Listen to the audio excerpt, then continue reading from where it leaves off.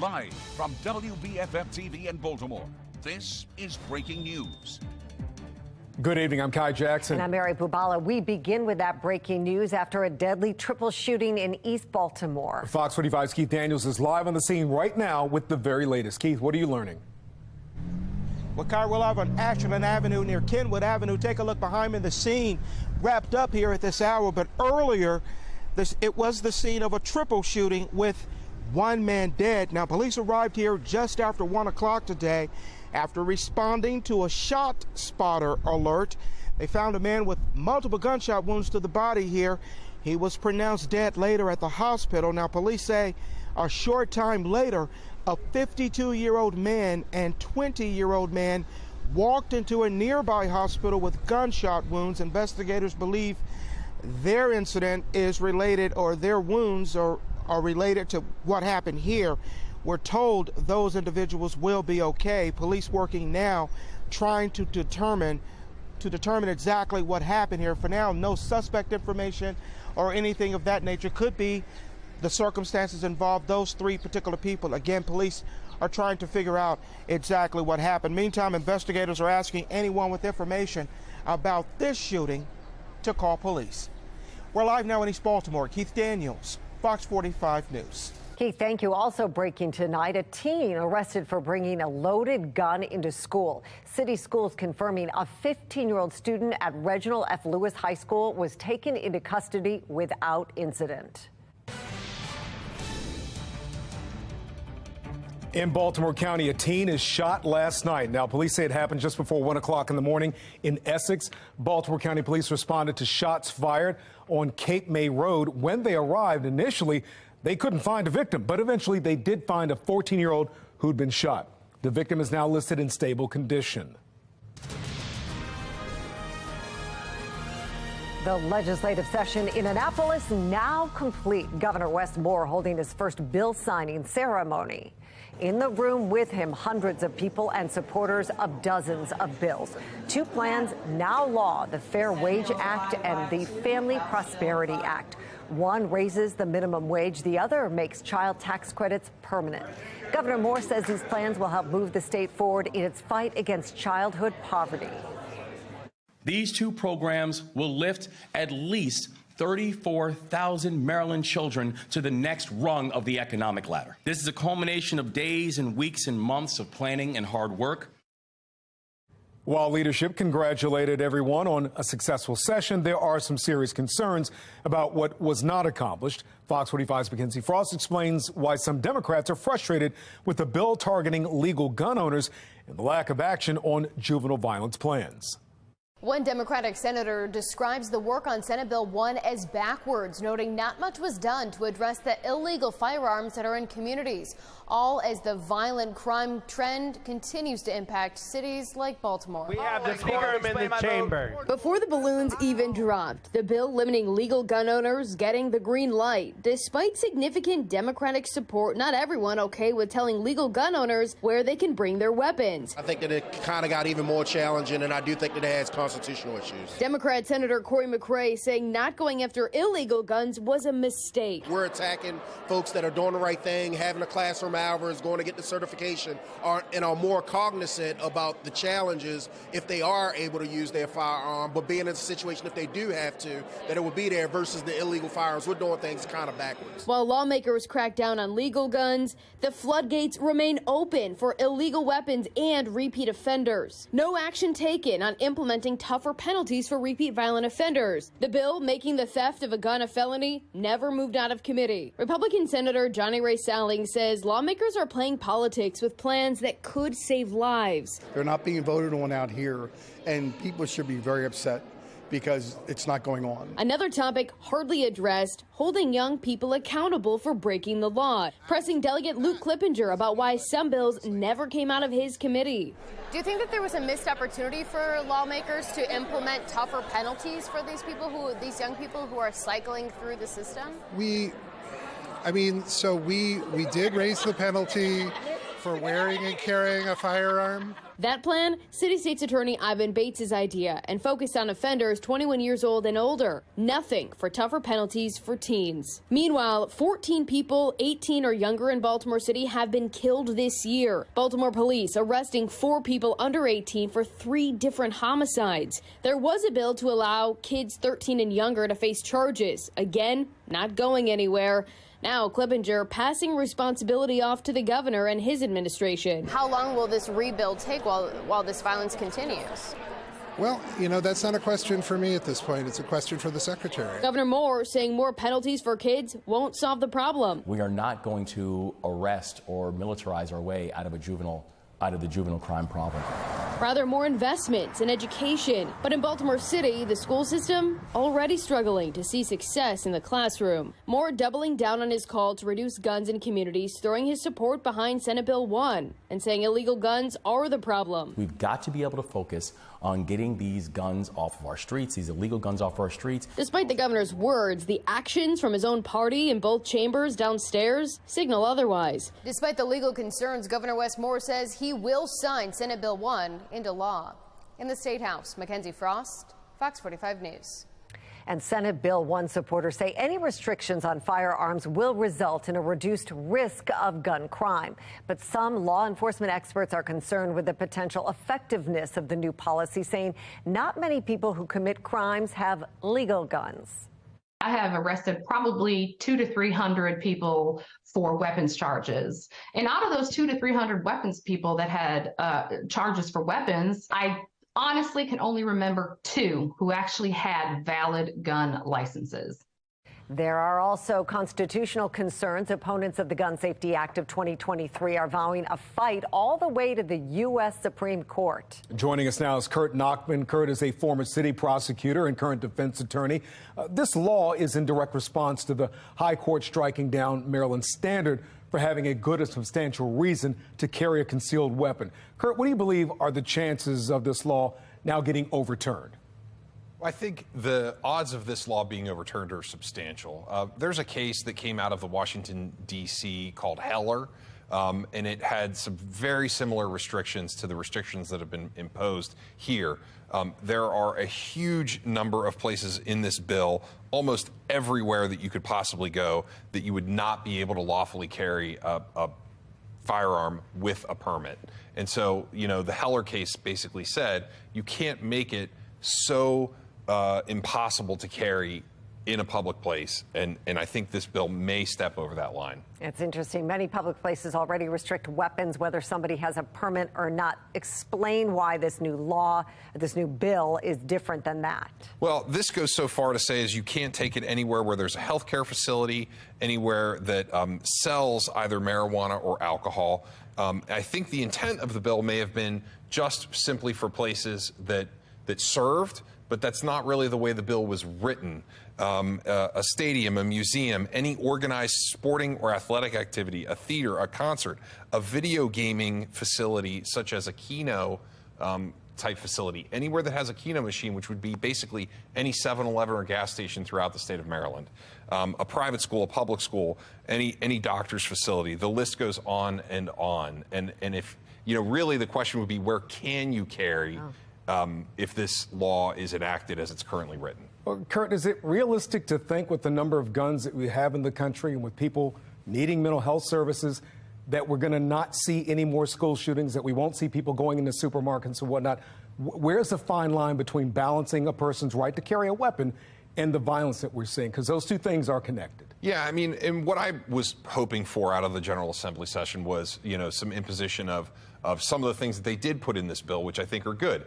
Increased training, safe shooter roles and activities and other things associated with the bill that would sort of put regulations and put education and safe firearm use in front of it, because this bill is only going to impact individuals who are trying to abide by the law, trying to follow the law, not illegal guns and not unlawful firearms. Which is a big problem in Baltimore City and other areas. All right, Kurt Nachman, thank you so much for coming in, talking us through this. We appreciate it. Thank you. And here's a look at other bills that passed this year as well. The state will fast track when the $15 minimum wage will become law. Now, instead of 2025, that takes effect in January. And lawmakers also addressed paid family leave. The new law requires the cost of premiums for the program to be split evenly between workers and employers. And the state's primary will be moved from April to the second Tuesday of May next year. The election board will also be allowed to count mail-in ballots 8 days before early voting starts. For a complete recap of the issues that lawmakers addressed this session, head to our website, foxbaltimore.com. And that brings us to our question of the day. Will lawmakers in action on crime change the way you vote next year? We just opened the poll. To make your voice heard, go to foxbaltimore.com/vote. Well, Baltimore police say the victim fatally shot in northwest Baltimore yesterday afternoon was yet another teenager. Alexa Ashwell is live with what investigators know about this case today. Alexa?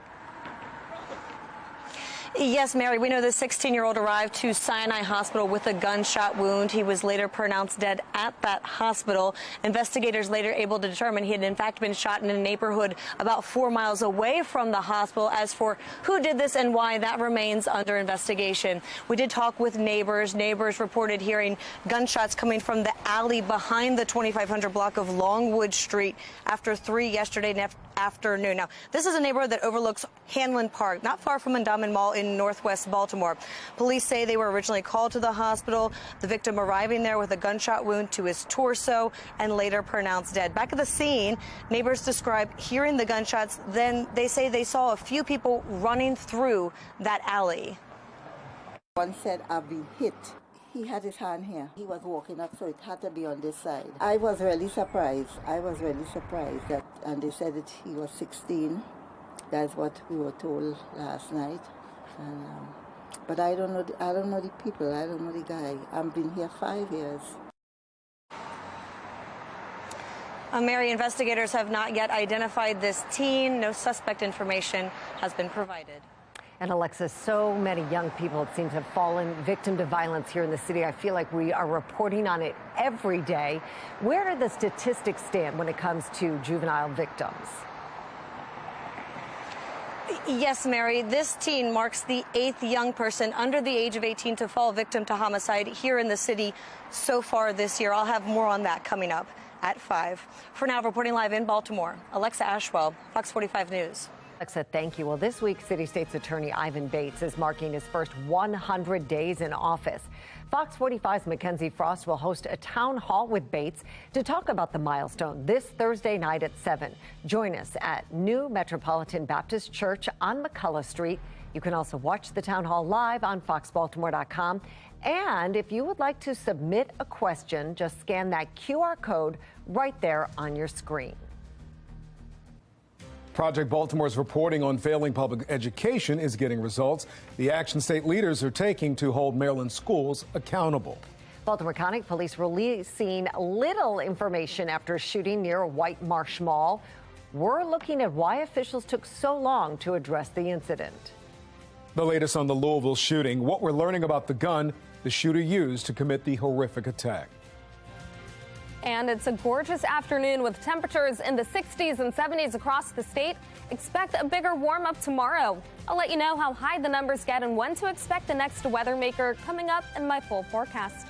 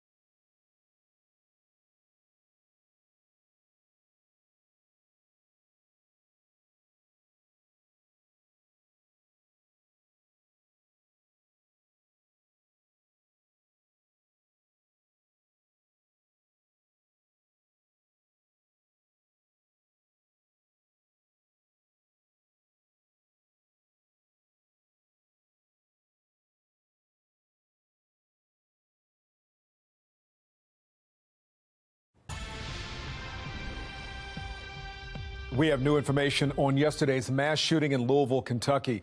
The 23-year-old bank employee who opened fire at his workplace legally bought the guns used in the attack a week ago, according to police. The shooter used an AR-15 during that shooting and was targeting specific people in the bank. Now, local officials praised officers for running toward the danger, saying gun violence crisis puts law enforcement and the public at risk. This isn't about partisan politics. This is about life and death. This is about preventing tragedies. You may think this will never happen to you, never happen to any of your friends or loved ones. I used to think that. The sad truth is that now no one in our city, no one in our state, no one in our country has that luxury anymore. 5 people were killed in the attack, 8 were hurt. One of those victims was a rookie cop who is in critical condition tonight. The shooting comes just 2 weeks after a former student killed 3 children and 3 adults at a Christian elementary school in Nashville. And after yet another mass shooting, a major focus is being put on how law enforcement's response is evolving. Didi Gatton has a closer look at the numbers and how officers are trained to respond. So far this year, more than 200 people have been killed in mass shootings in the U.S., according to the Gun Violence Archive. Police response is just one area people are looking at closely. Officers were on scene within 3 minutes. After another deadly shooting in America, the most recent in Louisville, Kentucky, law enforcement say, much like in Nashville, rapid response saved more people from being killed. Police have actually gotten really good at it. Unfortunately, the sad part is that's a reflection of how often it happens. President of the Law Enforcement Legal Defense Fund, Jason Johnson, says law enforcement training for active shooter situations has changed as law enforcement adapt to what seems to have become a terrible new reality. Law enforcement officers are universally trained since the school shooting in Columbine, where there were so many failures. Frankly, officers did not enter the building, but of course, at that time, standard practice was not to enter. It was to surround the building and wait and actually try to negotiate with a shooter.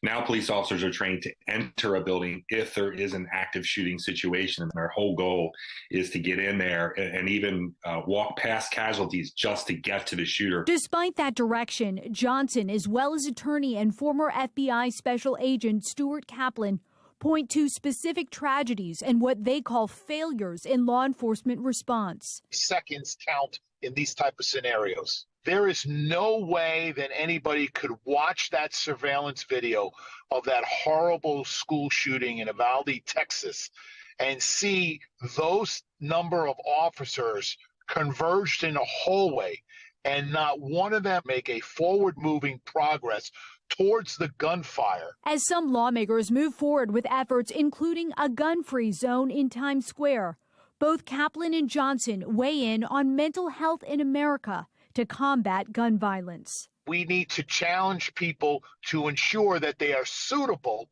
to own and possess a weapon. The answer here is going to have to do with fixing our mental health system so that people who are at risk because of mental illness for committing these acts of violence are not able to do that. And until we do that, I think the rest of these, focus on gun trafficking and having gun-free zones and gun buybacks completely ineffective and counterproductive. The National Institutes of Health says rates of anxiety, depression, and substance use disorder have increased since the beginning of the COVID-19 pandemic, citing a 2021 study in which 10% of people responding felt their mental health needs weren't being met. Reporting for the National Desk, I'm Didi Gatton. Well, let's take a live look outside. That is the Inner Harbor on the left and a look at Towson on the right. Such a beautiful day, and temperatures are only getting warmer here in Baltimore. Meteorologist Jasmine Lomax is in now with the latest on this lovely weather. Perfect. There's a nice breeze outside. It's perfect. Oh, Perfect. It is. I love the 70s. I wish we could stay here, but unfortunately, it's going to get a little bit warmer. I know some people are probably happy about that. Don't say unfortunate.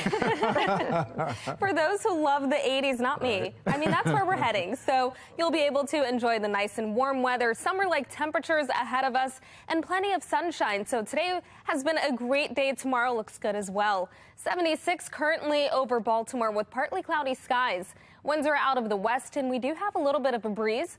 Temperatures otherwise mainly in the 70s across the state. It has been a warm one, especially compared to yesterday. We had temperatures in the 60s all across the state. We're seeing numbers just a little bit higher, and this warming trend continues tomorrow. First overnight, expect numbers dropping to the 50s. Very mild as you step outside. Then we have that big warm up coming. Temperatures will reach the low 80s tomorrow. That's followed by the mid 80s on Thursday and again on Friday. We stay dry over the next 3 days, but our next weather maker follows after that, and it could lead to showers that impact your weekend plans. Notice on the future scan, we have more clouds that arrive tonight, and with the clouds moving in, temperatures won't drop much. We'll start off the morning with numbers in the 50s. Then by the afternoon, the clouds gradually clear, and we welcome in sunshine as temperatures rise to the 80s. After that, we've got an even warmer start to the following morning. Thursday, we start off with those numbers in the 60s, and then by the afternoon, the mid-80s, looking at a nice warm-up with plenty of sunshine again. We'll have a few more clouds move in on Friday ahead of that next weather maker. We've got the chance for scattered showers on Saturday, more rain on Sunday, and then on Monday, we stay mostly dry. After that, a nice and dry forecast on Tuesday. 55 for the low temperature with a few passing clouds overnight. Otherwise, very mild with temperatures above average. By the afternoon, our highs reach the low 80s with plenty of sunshine. It will be a little breezy at times with winds out of the west around 10 to 15 miles per hour. Gusts could exceed 25 miles per hour, providing a nice breeze. As we head into Thursday, 85 with plenty of sunshine, 84 on Friday. Then as we head into the rest of the weekend, we drop back to the 70s. 77 on Saturday with the next chance for scattered showers, mid-70s on Sunday, and then notice the cool down after that. We're talking the 60s on Monday and again on Tuesday, but we do stay mostly dry as we head into the work week. Back to you. Desmond, thank you. No warning from Baltimore County Police after a shooting near the White Marsh Mall. The latest on what we know and why county officials were slow to address the threat. President Biden demanding Russia release a U.S. journalist, the latest as tensions rise over the Ukraine conflict.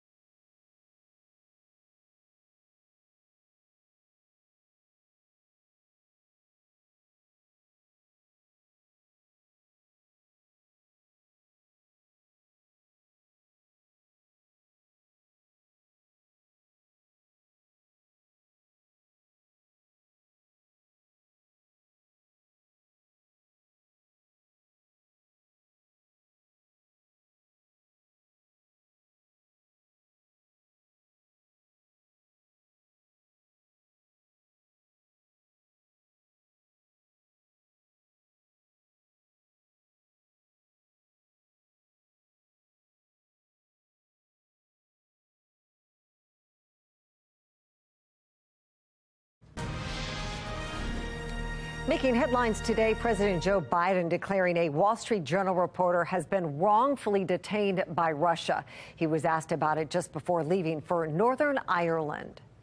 We're making it real clear that it's totally illegal what's happening, and we declared it so, changes the dynamic. Russia claims reporter Evan Gershkovich was caught spying last month. The State Department is working to secure his release. They have also asked for another American, Paul Whelan, to be released. He's currently serving a 16-year sentence for spying. President Biden also signing a Republican-led bill to end the coronavirus national emergency. It comes almost a month earlier than his administration had planned. The president initially said they needed time to notify people about emergency programs winding down. There is still a separate public health emergency for COVID that ends May 11th. Well, former President Donald Trump may have to pay a fee if he doesn't disclose his personal financial holdings this week. He's legally required to share the information as a presidential candidate. Trump's deadline was March 16th. The New York Times reporting the Federal Election Commission sent a letter to Mr. Trump warning there will be a $200 fee if he doesn't file within 30 days of that deadline. The Times also reports the FEC's general counsel denied Trump's request for a third extension last month.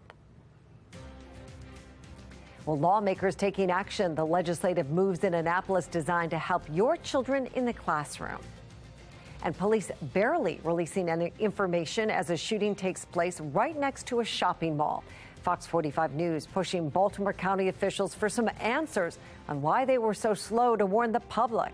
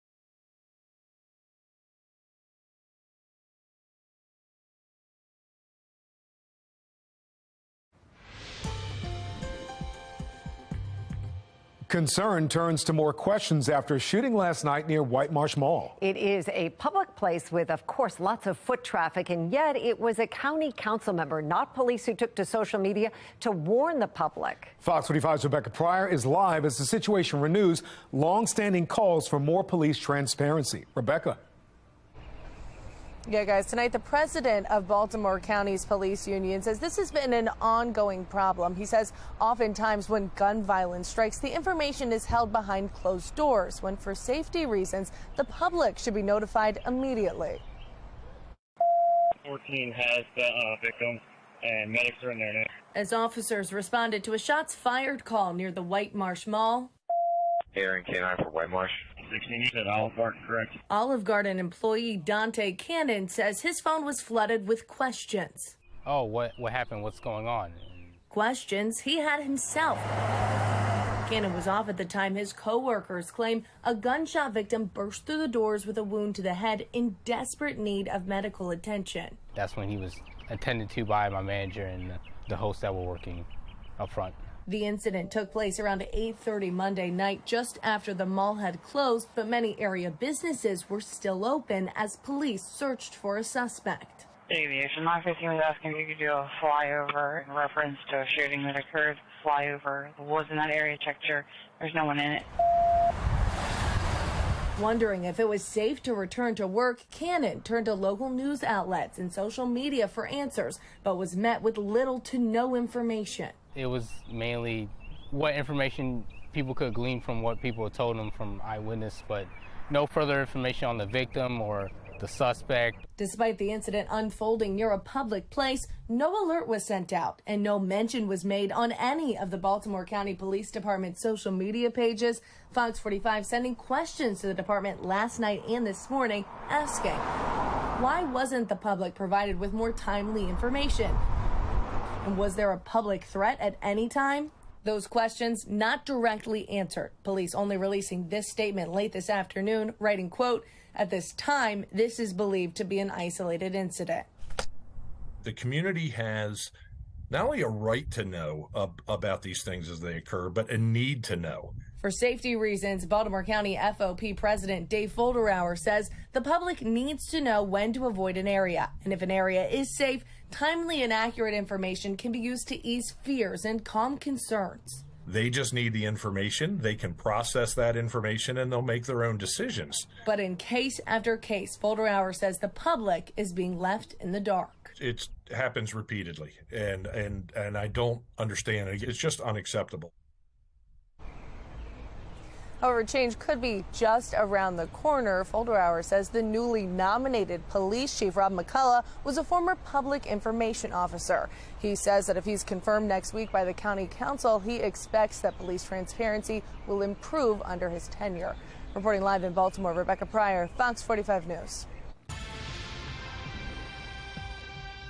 A new policy protecting victims of sex abuse is among the bills Governor Wes Moore signed into law today. The Child Victims Act of 2023 gets rid of the statute of limitations for victims of sex crimes against children. Now, survivors of abuse are praising the bill's passing, saying the policy will help victims from across the state bring their abusers to justice. One state lawmaker and survivor today speaking on the importance of the new law. Because this bill at the end will not undo years of suffering. But maybe it'll give us hope,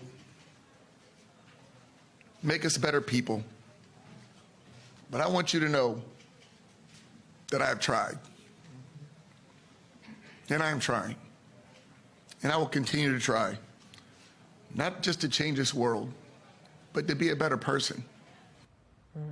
The passage comes less than a week after a report from the Maryland Attorney General's office identified more than 100 abusers in the Archdiocese of Baltimore over several decades. Leaders representing a group of the Archdiocese victims also saying the policy will have a major impact.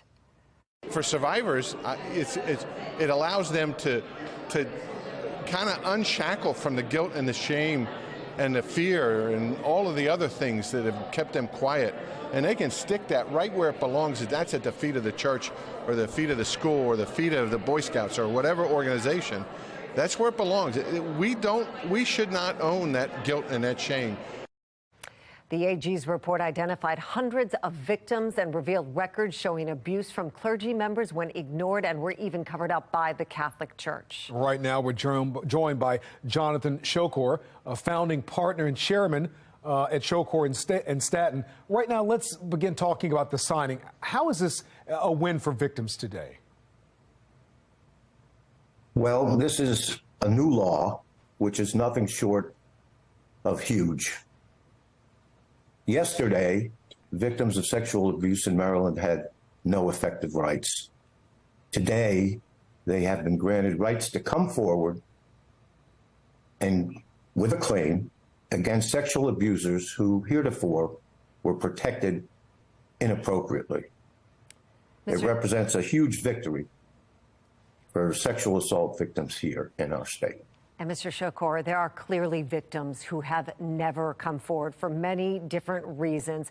What is your plea to them? What will the process be like for them? My message to the victims is as follows. I've been practicing law for approximately half a century, 50 years. I will tell all of you victims that you can now come forward, call us at Shokor and Staten or other counsel, and move forward with a viable, enforceable claim. Not just against victims, not just against the clergy, because there's a lot of confusion. A lot of clients are calling us and thinking that they only have claims against clergy. That's not what the law says. You have claims against clergy and you have claims against others, school teachers, coaches, it doesn't matter, prison guards, scoutmasters, anyone who's perpetrated sexual abuse upon a victim can be held to account. Mr. Shokor, as you know, there's still a fight to get the whole report released. Where do things stand with that? We don't know. But what I can say affirmatively, having read the report, is that there is so much information of pervasive victimization of youngsters in this state, so widespread over some 80 years, that we have all the information we need, utilizing discovery and other means afforded to us as lawyers to move forward on behalf of our clients. All right. Thank you, Jonathan Shokor. Thank you so much for joining us and talking about this today. We appreciate it. It's a pleasure. Maryland lawmakers have taken action after a series of Project Baltimore reports exposed alarmingly low math scores in many Baltimore City and Baltimore County schools. Chris Papps reports on what state lawmakers are doing to improve math proficiencies. Delegates Kathy Schlega. We need to demand better. And Ryan Naraki. We have a big problem. Both represent Baltimore County. With 47 votes in the affirmative, House Bill 200, having received a constitutional majority, is declared passed. And they say in the final days of this year's Maryland legislative session, Annapolis took significant action to hold public schools accountable. I do see it as a win, and I see it as a win for students, for parents. We need to have some accountability that will make sure that our schools across the state are succeeding and not failing children. Baltimore City is facing a devastating reality. Schlega and Naraki were watching in February when Project Baltimore analyzed state test scores and found 23 Baltimore City schools had 0 students among those who took the state test last year score proficient in math. 10 high schools, 8 elementary schools, 3 middle high schools, and 2 elementary middle schools. So seeing 23 failing schools in Baltimore City with 0 kids proficient in math was horrifying. We also reported on another 7 schools in Baltimore County that had 0 students test proficient in math last year, which included big high schools like Chesapeake and Pikesville. We are beyond the point of kind of just talking about doing things. We actually need to do things now at this point. After seeing those FOX45 reports on math proficiencies, Naraki and Schlega wrote these letters to Baltimore County Public Schools and state education leaders asking for specific plans to improve math scores and also asking how persistently underperforming schools will be held accountable. The delegates say the answers were not good enough. We can't just keep hearing, oh, we're going to get better. Oh, we're doing these lofty things. But in the end, if students don't achieve better, what will happen to the school? So Naraki and Schlega, both Republicans, reached out to Delegate Ben Barnes, a Democrat from Prince George's County. This legislature is now in session. Who chairs the Appropriations Committee. Together, the three lawmakers added language into the state's budget, demanding that the Maryland State Department of Education address math scores, not just in Baltimore City and Baltimore County, but throughout all of Maryland. Math proficiencies statewide for 3rd through 8th graders are down 11% from 2019 to 2022. House Bill 200, having received a constitutional majority, is declared passed. This is the language in the budget that passed last week. It mandates that MSDE submit a report by July 1st, outlining the state's plan to address math proficiency. The language says, it is the intent of the General Assembly that the plan be implemented in the 2023-2024 school year and include specific accountability measures that would be put into effect should individual local education agencies or individual schools fail to improve math proficiency scores within 2 academic years. If MSDE fails to comply with this measure, it stands to lose $50,000 in funding. $50,000 in a $63 billion budget. It's not that much. Sure, it's not a big dollar figure. However, I think what it is about is the fact that it's 188 legislators, the House and the Senate, saying we want to see a plan on this. It just brings the weight of we want an answer. You know, we're not just asking nicely. We're telling you that we need to see this information. Delegate Barnes told Project Baltimore in a statement, we all share the goal of math proficiency and want the department to focus on this. Declines in test scores and overall student achievement is a national trend that Maryland is addressing head on. So it's a win for anyone that wants to make sure that kids aren't doomed to failing schools, frankly. That carries a lot of weight when it's the entire legislature saying this is unacceptable. I'm Chris Pabst, and this is Project Baltimore. Lonely layoffs. I'm Angela Brown in Washington, D.C. It's the latest trend in remote work with no happy ending for employees. The story next. And it's been a nice and warm day, and tomorrow that warm trend continues as temperatures reach the 80s. I'll let you know how long we stay in the 80s and when to expect rain coming up in my full forecast.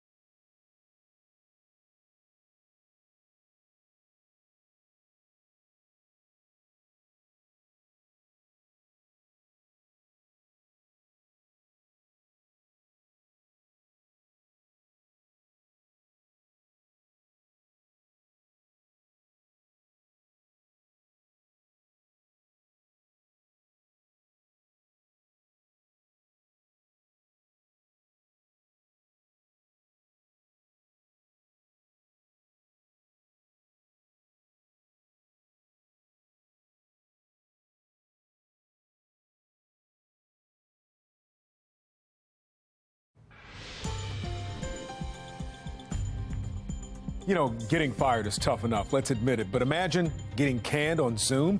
Virtual firings picked up out of necessity during the pandemic, but apparently they're sticking around. The National Desk Angela Brown talked to a worker let go on Zoom. Sherry Carpenito dropping her boys off at school when a random calendar update popped up from her company's CEO and HR in January. I knew right away what it was. My stomach dropped, obviously, was pretty anxious all day, just awaiting this. This is Sherry's second go around. In 2020, let go on the phone. This year, laid off on Zoom. CEO just explained to me that it wasn't, my performance, and he knew that I worked as hard as I could, but that they were going to, I think the words were that they were going to just have to eliminate my position. 2 years ago, employers caught criticism for firing on Zoom. For example, the CEO of Better.com firing 900 employees on a video call. This is the second time in my career I'm doing this, and I do not want to do this. 2 years later, face-to-face firings are fading fast. In January, Google laid off thousands via email. The Wall Street Journal reporting in April, McDonald's temporarily closing U.S. offices, preparing for layoffs. Career strategist Julie Bauke. So what some of these big corporations are saying is, we're just going to have you stay home and we will reach out to you. And that allows them to control the spread of the message a little bit better. Sherry, who has been through this twice, is bouncing back by putting herself out there immediately with a Lost My Job post on LinkedIn. And a whole bunch of folks that were founders and sort of startup companies reached out to me and said, hey, would you be willing to do any type of consulting work? Not something I had considered. But you've got to reinvent yourself. So that's when I formed my LLC. Sherry still looking for full-time work. Zoom or email layoffs may only ramp up this year. Layoffs FYI reporting over 168,000 layoffs in the tech industry alone this year. And Zoom announcing layoffs as well this year. Reporting in Washington, D.C., I'm Angela Brown. All right, get this. NFL Sunday Ticket, which I used to have through DirecTV, but no longer, is coming to YouTube TV, but it is expensive. YouTube TV subscribers will have to pay $349 for the base package on top of the monthly $72.99 cost. Now, if you want Sunday Ticket without the monthly subscription, it's $449. Anyone who signs up before June 6th gets a $100 discount. Well, the weather this week has absolutely been incredible, and Jasmine says it's going to get warmer. After sunny skies yesterday, it's gotten warmer today, and it could feel like summer tomorrow. Meteorologist Jasmine Lomax has more in 15 seconds. Or now. Thanks, Kai. Yeah, it certainly has been a very nice day outside. Our temperatures were in the 70s. We're still seeing that around the state, 60s and 70s. 76 here in Baltimore with partly cloudy skies. Our winds are out of the west and we have a light breeze, but still very nice outside. Temperatures are mainly in the 70s, a couple spots in the 60s, Annapolis at 68. But notice Westminster and Frederick are high spots on the map at 79 degrees, almost at 80, and that's where we're heading tomorrow. First overnight, our temperatures drop to the 50s, making for a mild start to the morning. Then by the afternoon, those numbers will reach the 80s. It's going to be well above average, and if you like the warm weather, make sure to enjoy it over the next few days. We've got a much warmer afternoon tomorrow, and we stay nice and dry with these warm temperatures through Friday. After that, we have the chance for showers over the weekend. If you have any plans, that could have impacts on those. Overnight, more clouds arrive, and that means that temperatures don't drop much. We'll wake up to mostly cloudy skies and temperatures starting off in the 50s. Then as we head into the afternoon, the clouds clear and our temperatures rise to the 80s. After that, we stay quiet and clear overnight and into Thursday morning. We'll have plenty of sunshine throughout the day and temperatures reaching the mid-80s. It'll be even warmer, perfect for spending some time outside or maybe going for a walk or run. Friday also looks like a great day to do that as temperatures will again be in the 80s. But after that, we've got the chance for a few showers on both Saturday and on Sunday. We'll stay mostly dry on Monday and on Tuesday. Tonight, we drop to 55 with a few clouds passing. Then tomorrow, we're looking at temperatures gradually rising into the upper 70s and the low 80s. Typically around this time of year, temperatures are in the mid-60s. So we've got a nice warm trend that's going to continue over the next few days. 85 on Thursday. We'll have plenty of sunshine. That's followed by 84 on Friday with a few more clouds moving in all ahead of that next weather maker. We have the chance for showers on Saturday with highs around 77. That's followed by the mid-70s on Sunday, still with the chance for a few scattered showers. Then we stay mostly dry on Monday, but we're looking at much lower numbers and will be a little closer to average. Our highs will be around 67, and that's followed by dry weather and temperatures around 69 on Tuesday. Back to you. Jasmine, thank you. Coming up at 5 o'clock, the lineup is revealed for this year's AFRAM Festival. We'll have that for you coming up. A newer trend in cosmetic procedures. I'm Liz Bonus. What you may want to know about it, however, before you make a choice, we explain just ahead.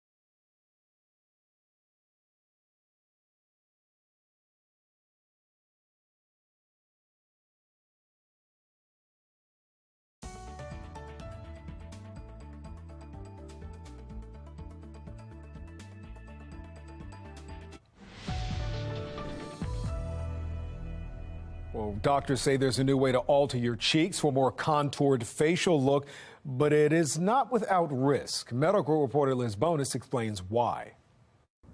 Hey there, everybody. It is a newer trend in cosmetic procedures, but before you decide to have what's called buccal fat removal, facial plastic surgeons have a word of caution. Buccal fat is a fat compartment in our lower cheek that we all have. Facial surgeon John Mendelson says to remove buccal fat, incisions are made inside your mouth on both sides of your face to remove the fat. It gives you kind of a kissy face look. And if I kind of pull my cheeks in a little bit, you'll see a depression in that area. The procedure is not without risks. There is one of the branches of our facial nerve, and that's a nerve that controls our facial expression that could be injured during that removal. So Mendelson's team says they try and enhance or boost the area around the buccal fat to give it improved look instead, most commonly with facial fillers. For Colleen, the goal was to improve in the jowls. These lines are a little bit deeper. Nurse practitioner Hope Mers says since most of us lose face fat with weight loss or normal aging, And so what we typically do is put a little bit of filler above that area to help recontour the cheek and lift away from that shadow and fold that we can notice that bothers most patients. Here's Colleen's before and afters so you can see that gradual lift. Now, those fillers range in cost from a few hundred to a few $1,000s. That buccal fat removal can fall in the same numbers. I'm medical reporter Liz Bonus. Now back to you. We are getting ready for temperatures in the 80s starting tomorrow, and that lasts us through Friday. We're talking temperatures around 84 with a mix of sunshine and clouds. A great start to the weekend, but unfortunately rain follows on Saturday. Temperatures will be around 77 with scattered showers, and then we have more rain headed our way on Sunday. Temperatures will be in the mid-70s. After that, our numbers fall back to the 60s. I'll let you know just how low the numbers get coming up in my full forecast in about 20 minutes. Back to you. Jasmine, thank you. Today is a special one for all of us here at Fox 45. Our station, WBFF, first went on the air 52 years ago, April 11th, 1971. The call letters stood for Baltimore's finest features since it was primarily running old movies at that time. Well, today we broadcast more than 50 hours of locally produced live newscasts each week. Thank you so much, Baltimore, Maryland, for sticking with us and letting us bring you the news each and every day. I think that's Dwight Weems. Coming up on Fox 45 News at 5 o'clock, a triple shooting in East Baltimore. Fox 45 News breaks down the details coming up. And lawmakers in this legislative session, the issues they took up and ones they did not.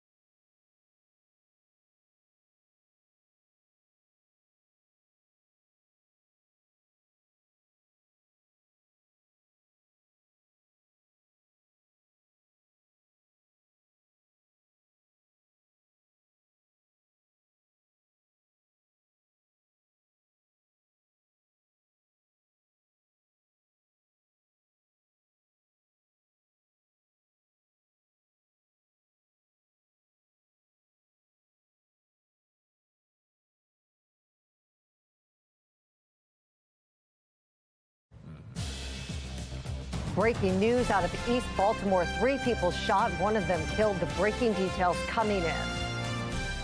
One said, I've been hit. He had his hand here. He was walking up, so it had to be on this side.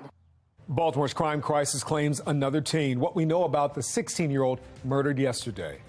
We are not going to arrest or militarize our way out of the juvenile crime problem. And lawmakers have packed their bags as another legislative session comes to an end. The issues they addressed and the ones they did not. Live from WBFF in Baltimore, this is Fox 45 News at 5.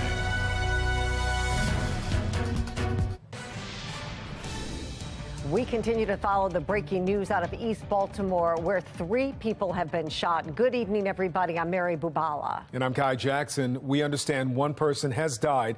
We have live team coverage in the city in crisis. Alexa Ashwell is learning more about a 16-year-old shot and killed yesterday in Baltimore. First, Keith Daniels is live with more on that deadly triple shooting in East Baltimore. Keith. Well, Mary, we're live at City Police Headquarters. Detectives inside working this case, a triple shooting that left 1 man dead. Now, it happened at Ashland Avenue near Kenwood Avenue. Police arrived just after 1 o'clock today after responding to a shot spotter alert. They found a man with several gunshot wounds to the body. He was pronounced dead later at the hospital. Police say a short time later, a 52-year-old man and 20-year-old man walked into a nearby hospital with gunshot wounds. We're told they will be okay. Police are working now trying to figure out exactly what happened in this shooting. Meantime, investigators are asking anyone with information about this shooting to call police.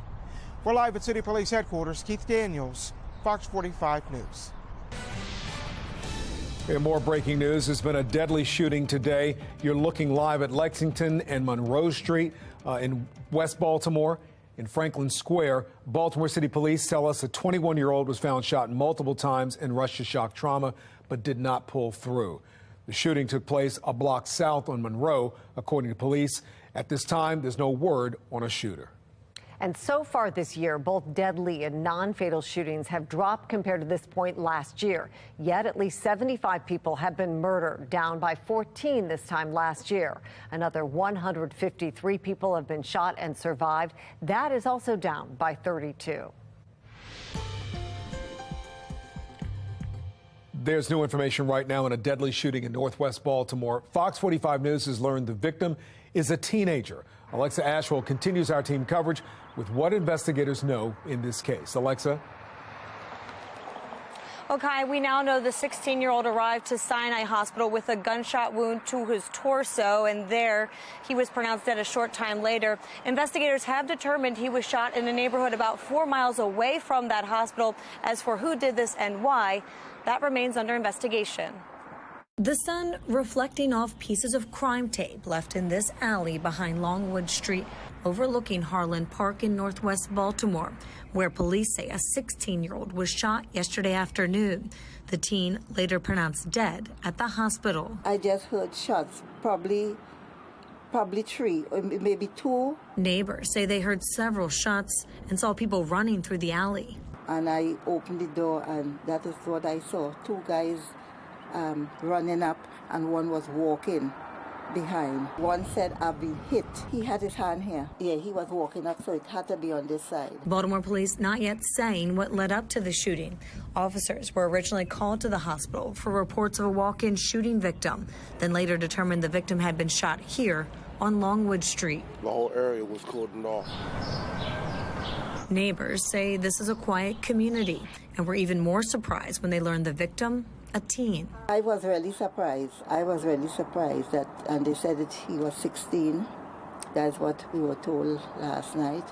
And, but I don't know the people. I don't know the guy. I've been here 5 years. The teen's death marks Baltimore's 8th homicide victim to be under the age of 18 so far this year, and comes on the heels of a violent weekend at the Inner Harbor where 2 teens were shot.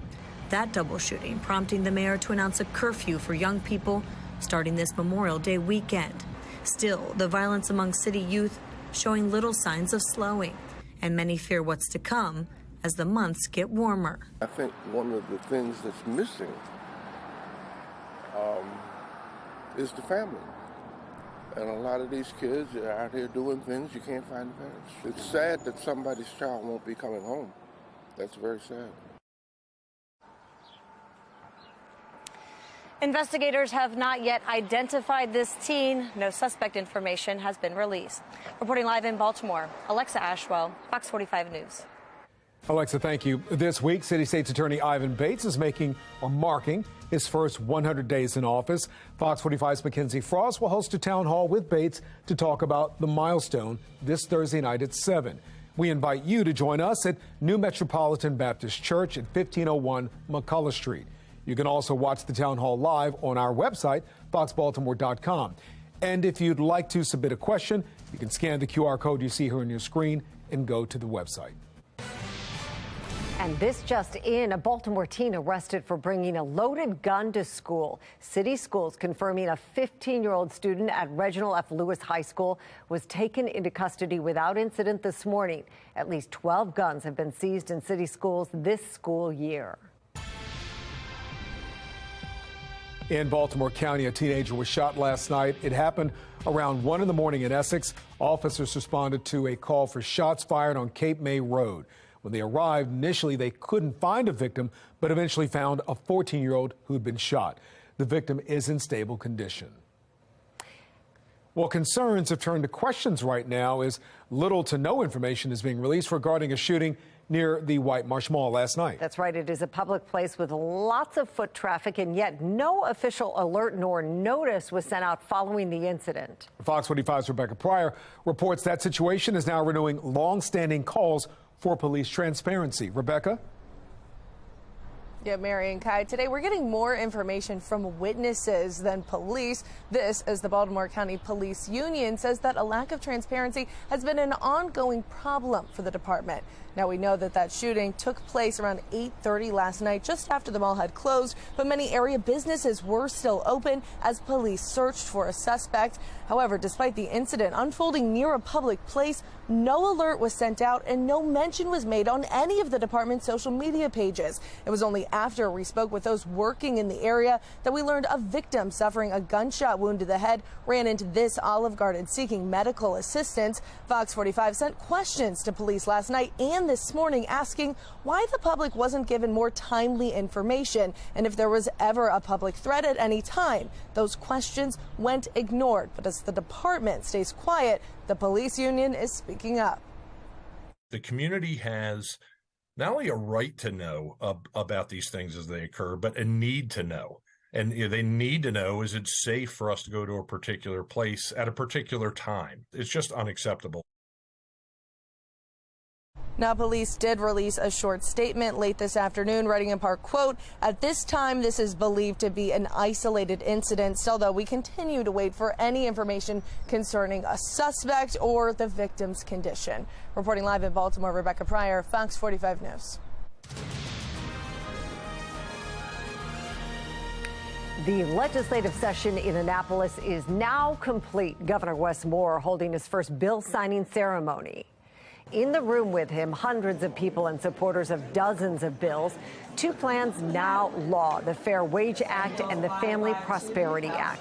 One raises the minimum wage, the other makes child tax credits permanent. Governor Moore says these plans will help move the state forward in its fight against childhood poverty.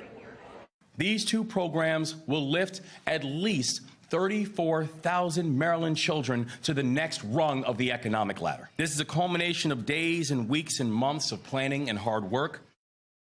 While leadership congratulated everybody on a successful session, there are some serious concerns about what was not accomplished. Fox 45's Mackenzie Frost explains why some Democrats are frustrated with a bill targeting legal gun owners and the lack of action on juvenile violence plans.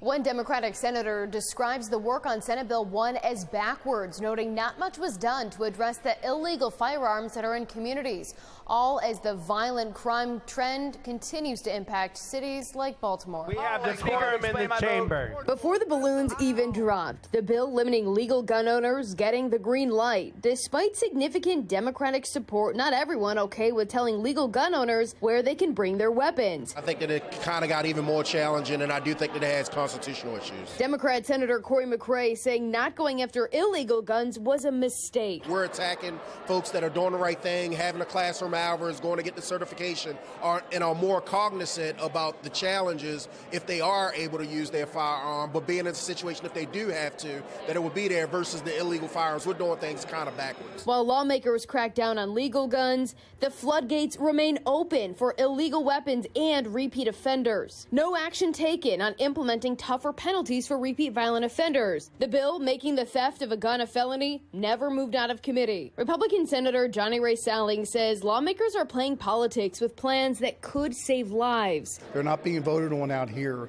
and people should be very upset because it's not going on. Another topic hardly addressed, holding young people accountable for breaking the law. Pressing Delegate Luke Clippinger about why some bills never came out of his committee. Do you think that there was a missed opportunity for lawmakers to implement tougher penalties for these young people who are cycling through the system? We did raise the penalty for wearing and carrying a firearm. That plan, City State's Attorney Ivan Bates' idea, and focused on offenders 21 years old and older. Nothing for tougher penalties for teens. Meanwhile, 14 people 18 or younger in Baltimore City have been killed this year. Baltimore police arresting 4 people under 18 for 3 different homicides. There was a bill to allow kids 13 and younger to face charges. Again, not going anywhere. Now, Clippinger passing responsibility off to the governor and his administration. How long will this rebuild take while this violence continues? Well, that's not a question for me at this point. It's a question for the secretary. Governor Moore saying more penalties for kids won't solve the problem. We are not going to arrest or militarize our way out of the juvenile crime problem.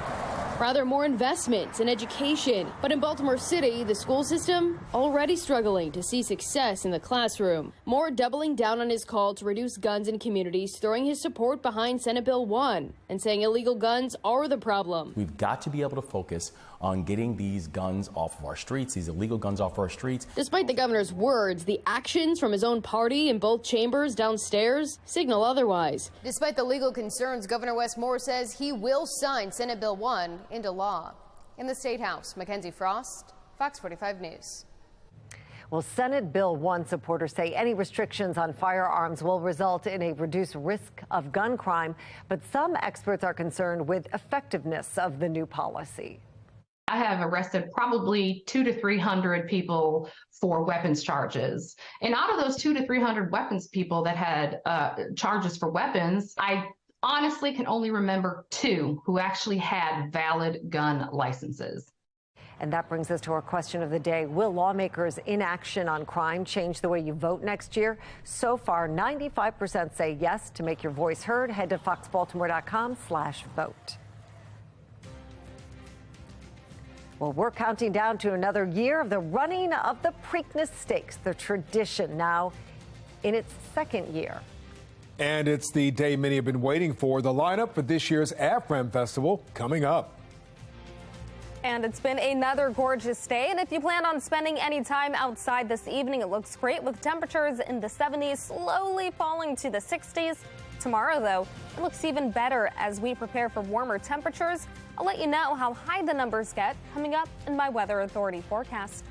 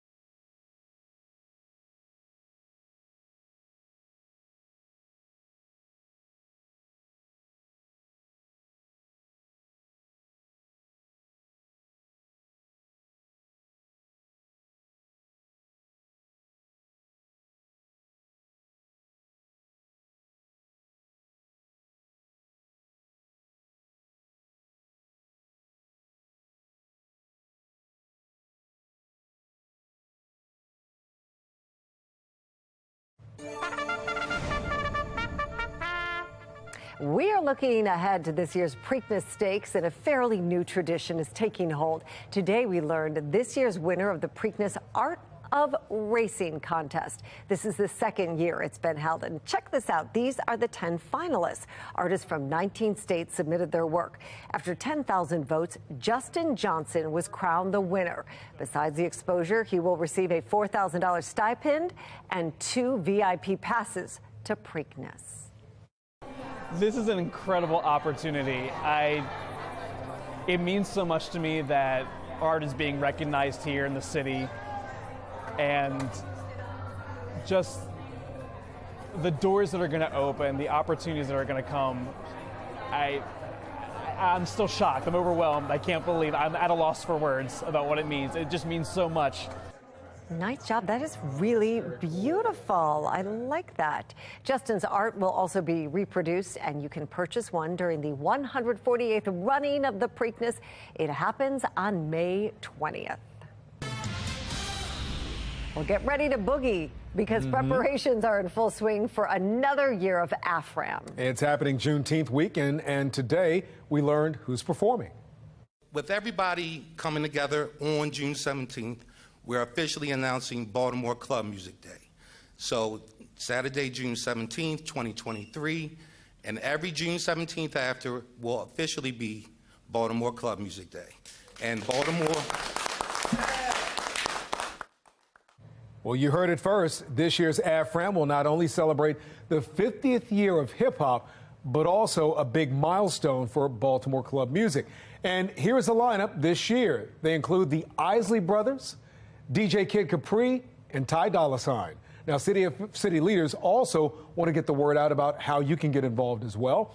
Besides attending, you can also be a vendor, volunteer, or even a performer. AFRAM is happening at Druid Hill Park, June 17th and 18th. Everyone is welcomed. This summer, we'll be back here at Druid Hill Park to celebrate our freedom, our culture, past, present, and the future to come. And the council stands ready and prepared to be a partner in progress to ensure that this AFRAM tops last year's AFRAM, and that next year AFRAM tops this AFRAM. Baltimore, we're calling you, we're calling everyone around the region. Come to Baltimore this weekend. It's going to be an amazing weekend. Well, you can get more information at AFRAMBaltimore.com. How about that? Isley Brothers, that's big grip nice. coming. That'll sound great. What kind of weather we'll have for AFRAM? I know it's going to be warm. Yes. Yeah, right? Yes, June in Baltimore equals warmth, right? Oh, my goodness. A little too warm for me. But, you know, I think the end of this week is going to be a little taste of summer as we get ready for temperatures in the 80s. That starts tomorrow, and it lasts us into Friday. After that, it gets a little cooler, more like spring, and we do have the chance for showers. We're at 77 right now, though, with mostly cloudy skies over Baltimore, and winds out of the west-northwest around 13 miles per hour. It's just a little breezy. Otherwise, across the state, we're seeing those numbers mainly in the 70s. A little more sunshine along the eastern shore and in southern Maryland.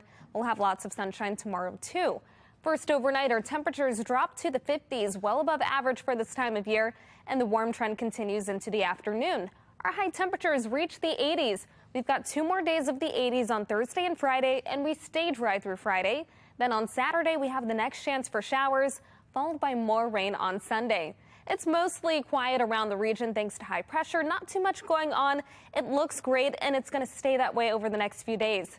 First, we'll have clouds move in overnight and temperatures starting off in the 50s tomorrow morning. Then by the afternoon, those clouds clear and temperatures reach the 80s. After that, we stay quiet and clear overnight and into Thursday morning. Temperatures then start off in the 60s, and by the afternoon, our highs will reach the mid-80s. The warmest day of the week. It's going to be another nice one on Friday. We're looking at a great start to the weekend. However, it is followed by the chance for rain on Saturday and again on Sunday. After that, we stay mostly dry as we head into the upcoming work week. 55 for the low temperature with a few passing clouds. Then highs tomorrow gradually rise to the upper 70s and the low 80s with plenty of sunshine by the afternoon. That's followed by the mid-80s on Thursday, the warmest day of the week. 84 on Friday with partly cloudy skies. Then we get ready for showers on Saturday and Sunday. Temperatures will be in the mid to upper 70s, and that's followed by a cool down with highs only in the 60s next week. Back to you. Jasmine, thanks. Well, today is a special one for all of us here at Fox 45.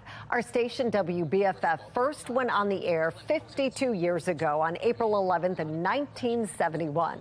The call letter stood for Baltimore's finest feature, since it was primarily running old movies at the time.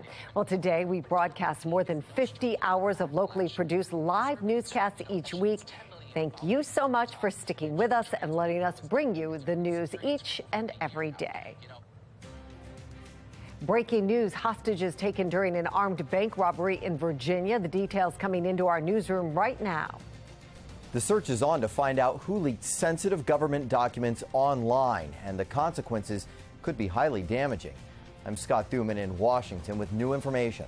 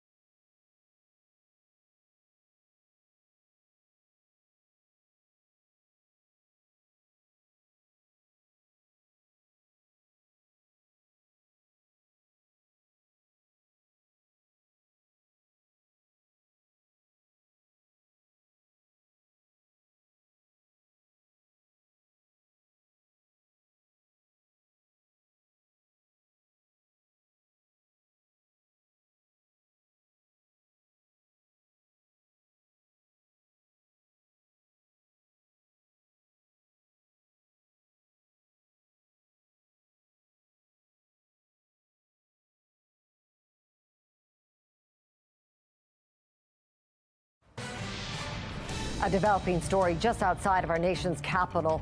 Police are investigating an armed bank robbery attempt in Arlington, Virginia, where hostages were taken earlier. 5 apparent hostages were seen walking out of the bank, along with a man who was taken away in handcuffs.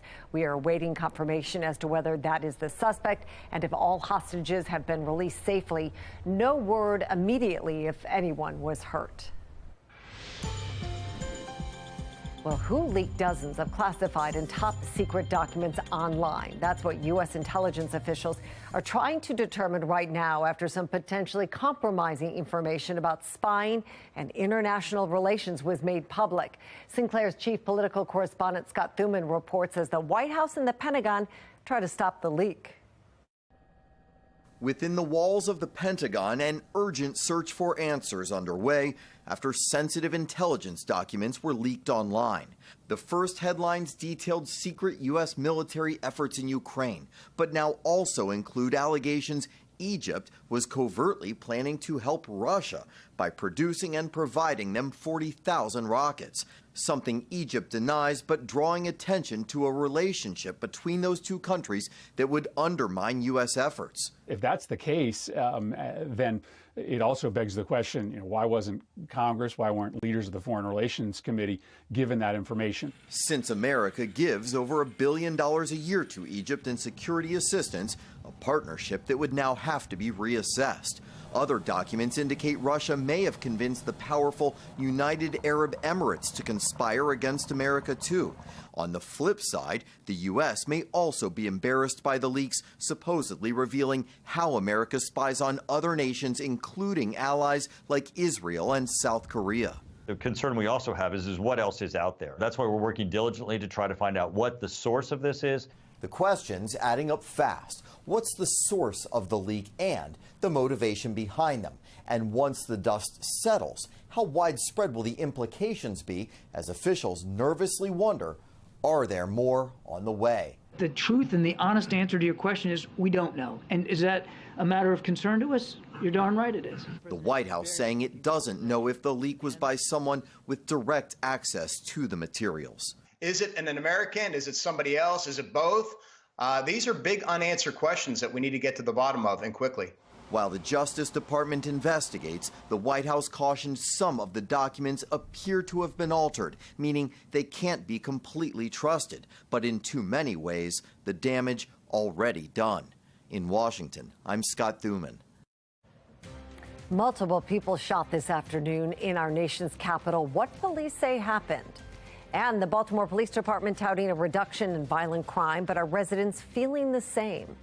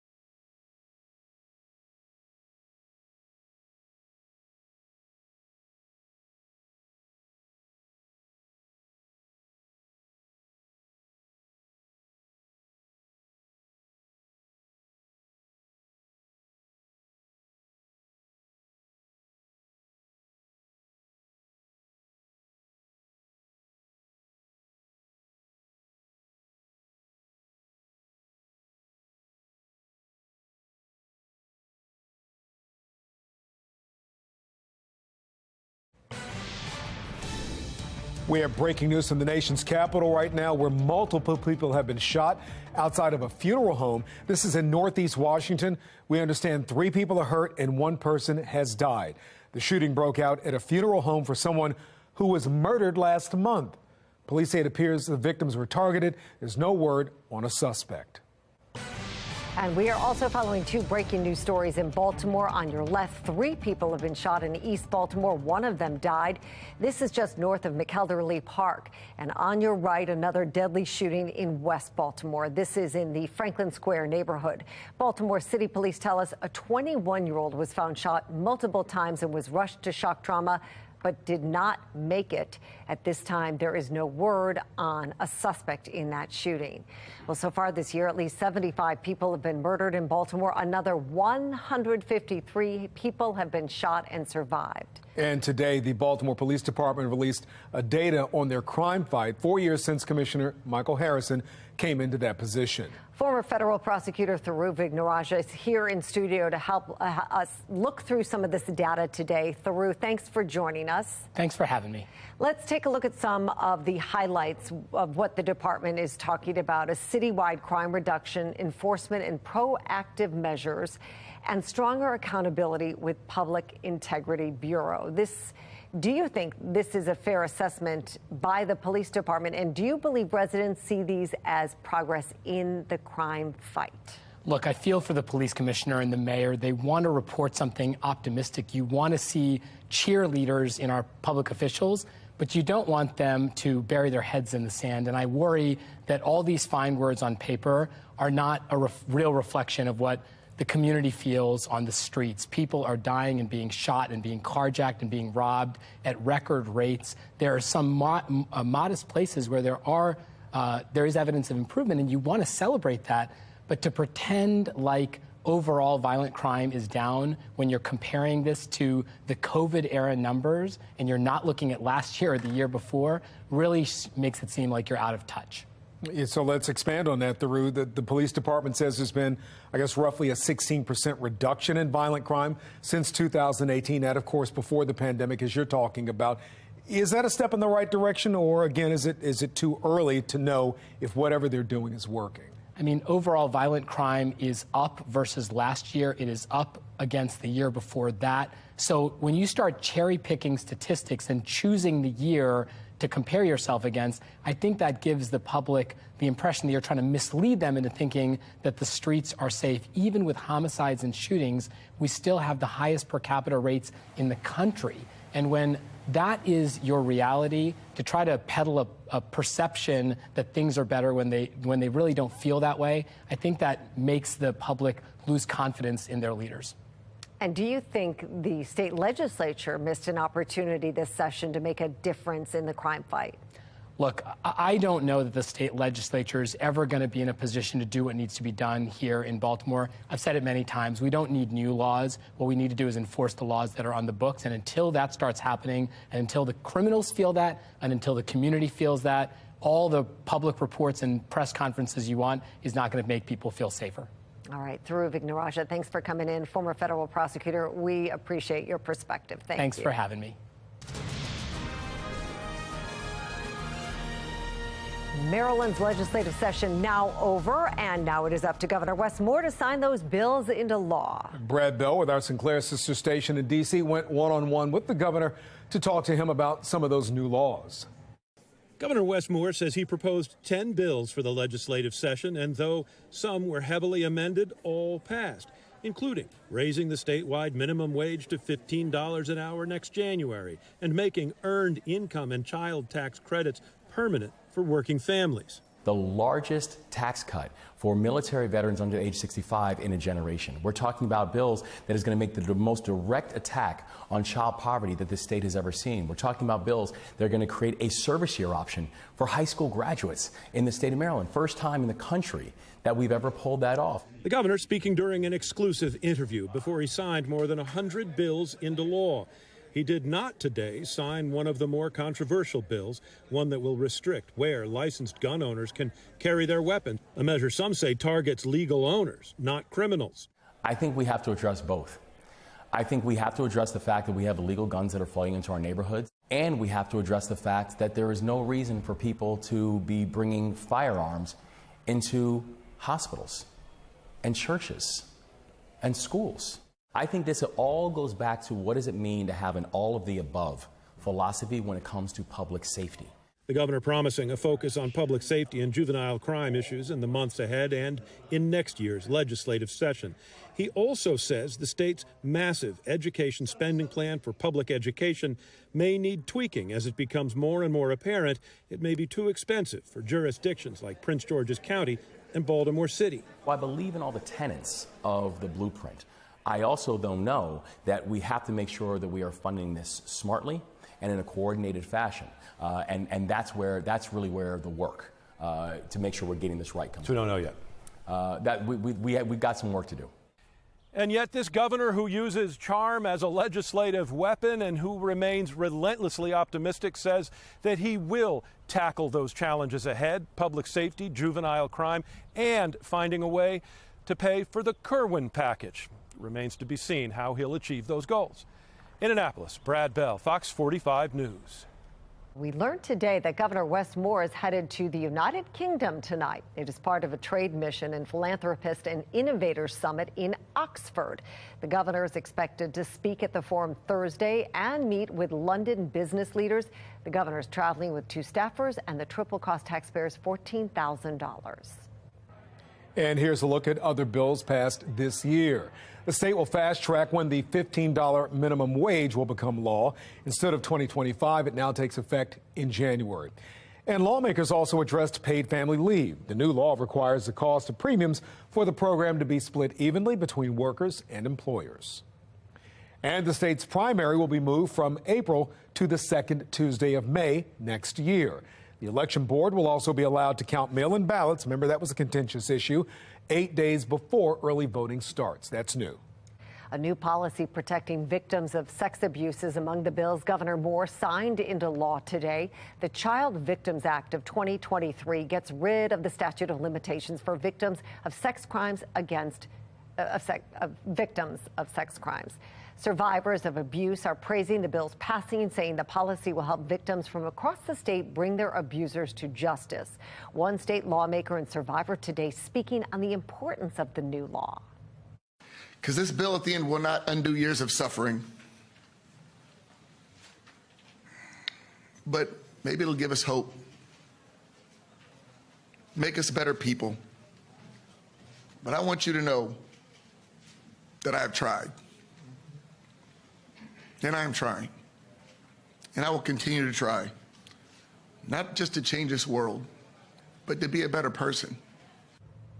The passage comes less than a week after the report from the Maryland Attorney General's office identified more than 100 abusers in the Archdiocese of Baltimore over several decades. Leaders representing a group of the Archdiocese victims also praising the bill's passage today. For survivors, it allows them to kind of unshackle from the guilt and the shame and the fear and all of the other things that have kept them quiet. And they can stick that right where it belongs. That's at the feet of the church or the feet of the school or the feet of the Boy Scouts or whatever organization. That's where it belongs. We should not own that guilt and that shame. And for a complete recap of the issues lawmakers address, head to our website, foxbaltimore.com. And here's a look at the Fox 45 quad box. Recently leaked U.S. intelligence documents reveal that Egypt, a chief ally of the U.S., secretly planned to send rockets to Russia. According to the Washington Post, Egypt's president told officials to keep production and shipment of the rockets secret to, quote, avoid any problems with the West. The United States and the Philippines have their largest military exercises in decades. It's happening in the South China Sea, and that's no coincidence. The exercises come a day after China finished large-scale exercises around Taiwan. The Nashville City Council has voted to reinstate Democrat Justin Jones. He's one of 2 black lawmakers expelled for taking part in a gun control rally. A special meeting is happening tomorrow to decide the fate of the other lawmaker, Justin Pearson. A federal judge wants to know if former President Trump plans to show up to a rape trial against him in New York. Vogue writer E. Jean Carroll sued Trump in November, claiming he raped her in a department store dressing room in the 1990s. Trump must notify the judge by April 20th if he plans to be present at the trial.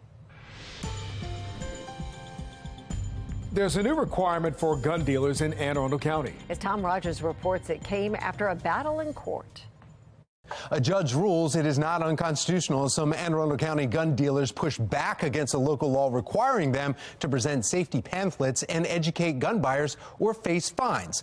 The bill unanimously passing by the council in January 2022 requiring gun dealers distribute health department pamphlets featuring a suicide hotline phone number, gun safety tips, and information on gun locks.